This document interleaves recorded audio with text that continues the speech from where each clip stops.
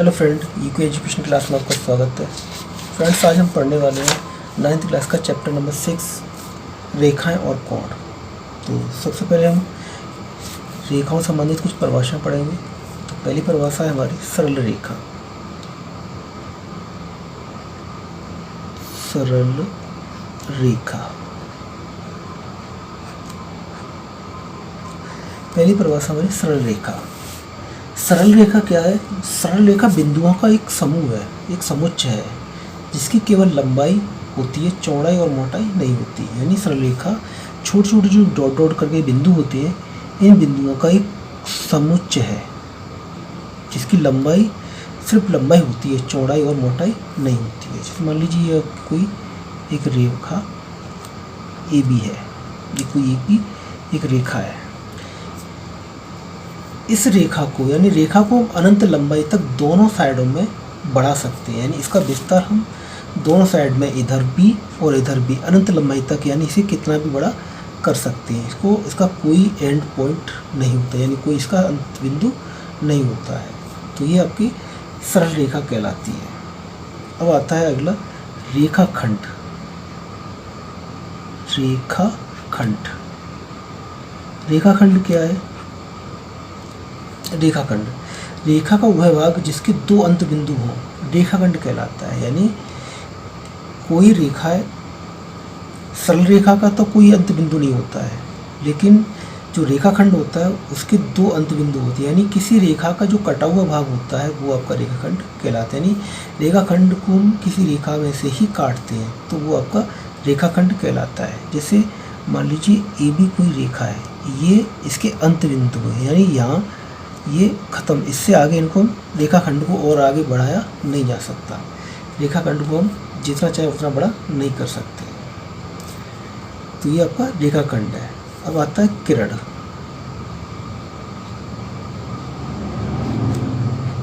किरण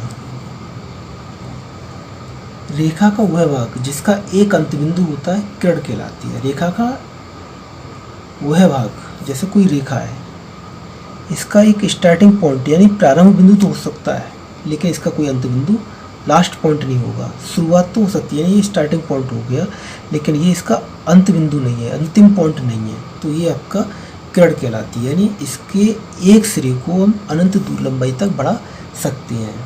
इसके ये मान लीजिए ए इसका प्रारंभिक बिंदु है और बी ये जो पॉइंट है, इसको आगे इस पॉइंट बी की तरफ से हम इसे आगे और अनंत दूरी तक से बढ़ा सकते हैं, जितनी चाहे उतनी लंबी कर सकते हैं। इसकी कोई निश्चित लंबाई नहीं होती। तो ये आपकी किरण कहलाती है। अगला है संरेख बिंदु। अगली परिभाषा है संरेख बिंदु। संरेख बिंदु क्या होते हैं? संरेख बिंदु, अगर तीन या तीन से अधिक बिंदु, मान लीजिए कोई तीन बिंदु है, वो एक ही रेखा पर स्थित है। अगर तीन या तीन से अधिक बिंदु एक ही रेखा पर स्थित है तो वो आपके संरेख बिंदु कहलाते हैं। जैसे मान लीजिए आपकी कोई ये रेखा है, इस रेखा पे 1 2 3 4 ए बी सी डी 4 बिंदु स्थित हैं। किसी रेखा पर ये 4 बिंदु ए बी सी डी स्थित हैं, तो ये बिंदु आपके संरेख बिंदु कहलाएंगे। यानी एक ही रेखा पर स्थित बिंदु संरेख बिंदु कहलाते हैं। अगर एक ही रेखा पर स्थित नहीं है तो ये संरेख बिंदु नहीं कहलाएंगे, ये असंरेख बिंदु कहलाएंगे। जैसे मान लीजिए एक बिंदु यहाँ पर है, एक यहाँ पर, एक यहाँ पर है। ये तीनों बिंदु आपके ए बी सी 3 बिंदु हैं और तीनों बिंदु एक रेखा पर नहीं है, तो ये आपके असंरेख बिंदु कहलाएंगे। असंरेख बिंदु यानी जो बिंदु एक ही रेखा पर स्थित होते हैं वो संरेख बिंदु कहलाते हैं, वो आपके संरेख बिंदु कहलाते हैं। और जो एक रेखा पर स्थित नहीं होते हैं वो असंरेख बिंदु कहलाते हैं। अब आती है प्रतिच्छेदी रेखाएं। प्रतिच्छेदी रेखाएं, प्रतिच्छेदी रेखाएं क्या होती हैं? यदि दो रेखाएं एक दूसरे को प्रतिच्छेदित करती हैं, यानी एक दूसरे को काटती हैं, तो वो आपकी प्रतिच्छेदी रेखाएं कहलाती है। मान लीजिए जैसे ये एक रेखा आपकी ए बी है और एक रेखा आपकी ये सी डी है।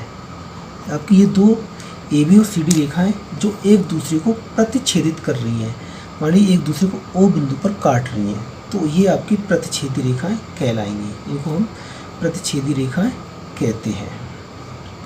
इसमें ए बी तथा सी डी ये आपकी प्रतिच्छेदी रेखाएं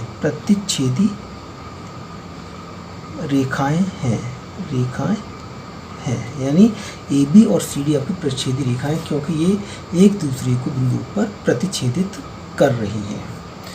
अगर ये रेखाएं एक दूसरे को प्रतिच्छेदित नहीं करती हैं तो इनको हम अप्रतिच्छेदी रेखाएं कहेंगे या समांतर रेखाएं कहते हैं।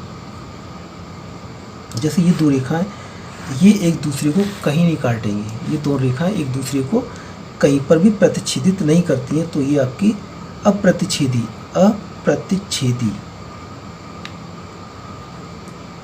रेखाएं, इनको हम अप्रच्छेदी रेखाएं कहेंगे, क्योंकि ये रेखाएं एक दूसरे को कहीं पर भी काटती नहीं है या कहीं पर भी एक दूसरे से मिलती नहीं है, तो ये आपकी अप्रच्छेदी रेखाएं कहलाती हैं। आगे चलते हैं। अगला टॉपिक है हमारा कोण। अगला है हमारा कोण।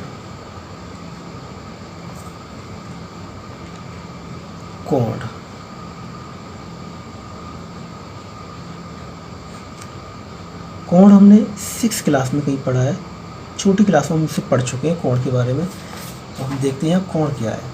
जब दो किरण एक ही बिंदु से प्रारंभ होती है तो उनसे बनी हुई आकृति को कोण कहते हैं। जब दो किरण हैं, मान लीजिए एक किरण आपकी ये ओ ए और एक किरण है ओ बी, ये दोनों किरणें एक ही बिंदु ओ से शुरू हो रही है, तो इनके बीच में जो आकृति बन रही है इसको हम कोण कहेंगे। इसको हम क्या कहेंगे? कोण। ये आपकी आकृति कोण कहलाती है। इस कोण का एक शीर्ष होगा, शीर्ष ओ का शीर्ष है, जहाँ पर दोनों रेखाएं एक दूसरे से मिलती हैं, वो इस कोण का शीर्ष कहलाता है। अब चलते हैं कोण के प्रकार। कोणों के प्रकार। कोण कितने प्रकार के होते हैं? कोणों के प्रकार, टाइप ऑफ एंगल्स। कोण कितने प्रकार के होते हैं देखते हैं। तो पहला है हमारा न्यून कोण। पहला है न्यून कोण।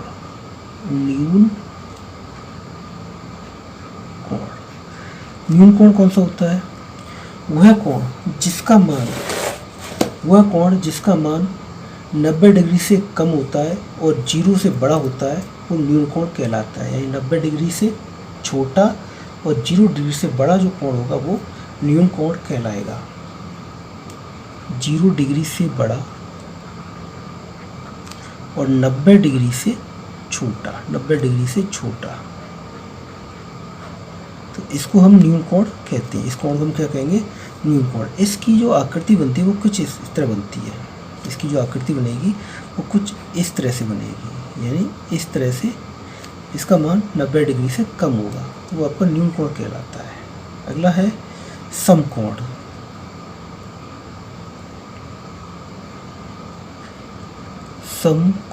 समकोण 90 डिग्री का जो भी कोण होगा उस कोण को हम समकोण कहते हैं। यानी 90 डिग्री के कोण को, 90 डिग्री का जो कोण होता है वो समकोण कहलाता है। 90 डिग्री का कोण समकोण कहलाता है।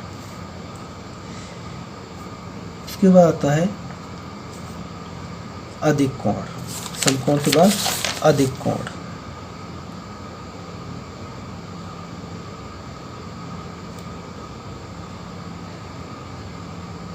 अधिक कोण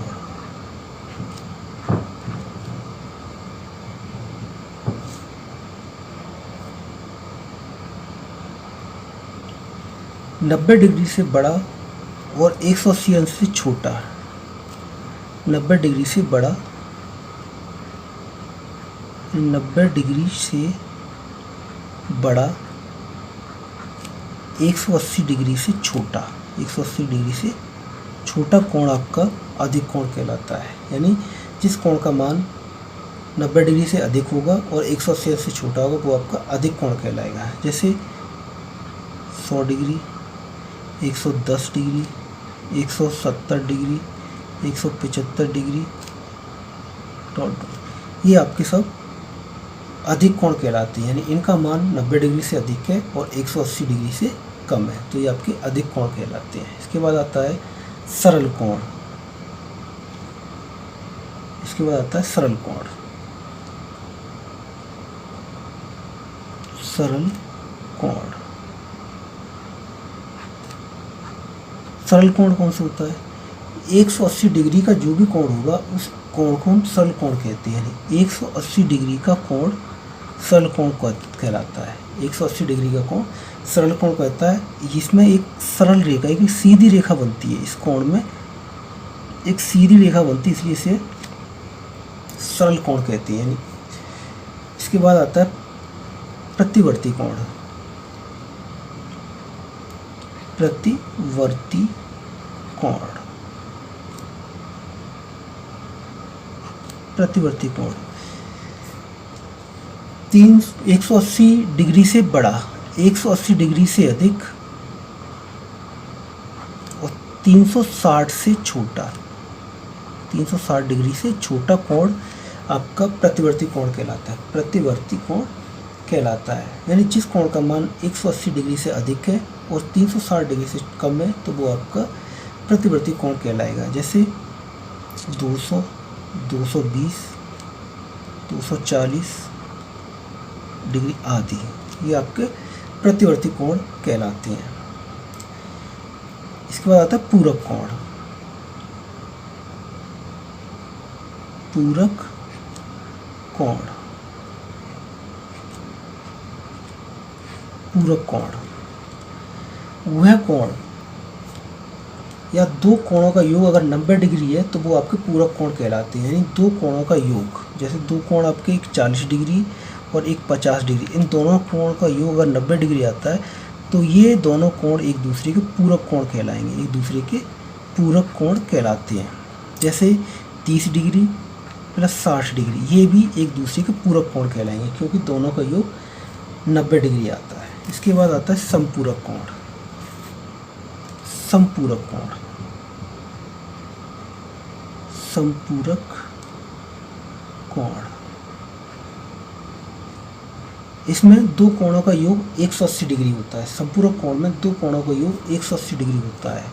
तो जिन दो कोणों का योग 180 डिग्री आता है तो वो आप एक दूसरे के संपूरक कोण कहलाते हैं। जैसे ये 60 डिग्री और 120 डिग्री, ये आप एक दूसरे के संपूरक कोण कहलाएंगे। ऐसे ही 90 डिग्री, 90 डिग्री, दोनों का जोड़ 180 डिग्री आएगा तो ये आपके संपूरक कोण कहलाते हैं।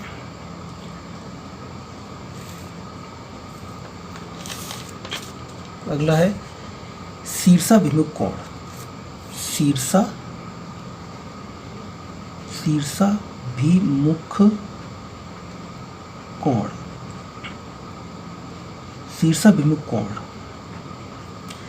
जब दो रेखाएं एक दूसरे को प्रतिच्छेदित करती है, यानी दो रेखाएं, मान लो ये दो रेखाएं AB और CD रेखा, AB और CD दो रेखाएं एक दूसरे को प्रतिच्छेदित कर रही हैं। मान लीजिए एक दूसरे को उभयनिष्ठ प्रतिच्छेद करती हैं, तो ये इन रेखाओं से बनने वाले कोण शीर्षाभिमुख कोण कहलाते हैं। जैसे ये और ये कोण शीर्षाभिमुख कोण कहलाएगा। ऐसे ही इधर ये वाला कोण और ये कोण शीर्षाभिमुख कोण कहलाएगा। शीर्षाभिमुख कोण आपस में बराबर होते हैं, यानी आमने सामने के जो कोण होते हैं वो शीर्षाभिमुख कोण कहलाते हैं और शीर्षाभिमुख कोण आपस में बराबर होते हैं। जैसे एंगल AOC बराबर होगा एंगल BOD के, ऐसे ही एंगल AOD बराबर होगा एंगल BOC के, यानी ये एंगल इसके बराबर होगा और ये वाला इसके बराबर होगा, और ये इसके शीर्षाभिमुख है और ये इसके शीर्षाभिमुख है, तो ये एक दूसरे के शीर्षाभिमुख कोण कहलाते हैं। अगला है संपूर्ण कोण। संपूर्ण कोण यानी 360 डिग्री का जो कोण होता है, 360 डिग्री का कोण, वो आपका संपूर्ण कोण कहलाता है। और संपूर्ण कोण में एक सर्किल बनता है, यानी अगर कोई सर्किल बनता है तो वो हमेशा 360 डिग्री का कोण बनाता है। एक सर्किल हमेशा 360 डिग्री का कोण बनाता है, जिसे हम संपूर्ण कोण भी कहते हैं। अगला है आसन्न कोण। आसन्न कोण,